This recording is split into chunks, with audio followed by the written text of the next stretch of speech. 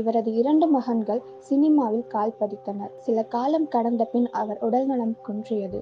ஏழை மக்களின் மிகச்சிறந்த நண்பனாக விளங்கினார். பேரிடர் காலங்களில் மக்களுக்கு இவரது திருமண மண்டபத்தில் உணவு எப்பொழுதும் கிடைக்கும். இவருடைய இழப்பு பலரையும் அதிர்ச்சியிலும் சோகத்திலும் ஆழ்த்தியுள்ளது. ரஜினிகாந்த் மற்றும் கமல்ஹாசனுக்கு ஒரு டச்சாக விளங்கினார். கேப்டன் பிரபாகரன் என்ற படத்தின் மூலம் உச்சம் தொட்டவர். மாபெரும் நடிகர் என்று கூறுவதை விட மாபெரும் மனிதர் இவர். திரு எம்ஜிஆரின் தீவிர பக்தன் என்றும் கூறலாம்.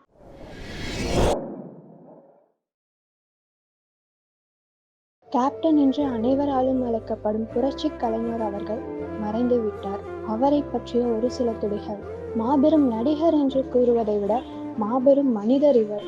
திரு எம்ஜிஆரின் தீவிர பக்தன் என்றும் கூறலாம். இவர் 1979 இனிக்கும் இளமை என்ற தமிழ் திரைப்படத்தின் மூலம் திரைப்பட உலகத்தில் கால் பதித்து பின்னர் தமிழ் திரையுலகத்தை ஆளத் தொடங்கினார். ரஜினிகாந்த் மற்றும் கமல்ஹாசனுக்கு ஒரு டச்சாக விளங்கினார். கேப்டன் பிரபாகரன் என்ற படத்தின் மூலம் உச்சம் தொட்டவர். இவரின் முக்கால்வாசி படங்கள் தேசபக்தியை மக்களிடம் கொண்டு சேர்த்துவதில் ஸ்பெஷல் என்று கூறலாம். பின்னர் அரசியலில் கொதித்து புரட்சி தலைவியின் பிரதான எதிர்க்கட்சியாக மாறினார். புரட்சி தலைவியிடம் எதிர்த்து பேசியவர் என்ற பெருமை இவரை சேரும். அரசியலில் வந்த பின் திரையுலகில் இருந்து விலகினார். இந்தியாவின் சிறந்த குடிமகன் என்ற விருதை பெற்றவர். இவருக்கு 2 மகன்கள் உண்டு. இவரது 2 மகன்கள் சினிமாவில் கால் பதித்தனர். சில காலம் கடந்த பின் அவர் உடல்நலம் குன்றியது.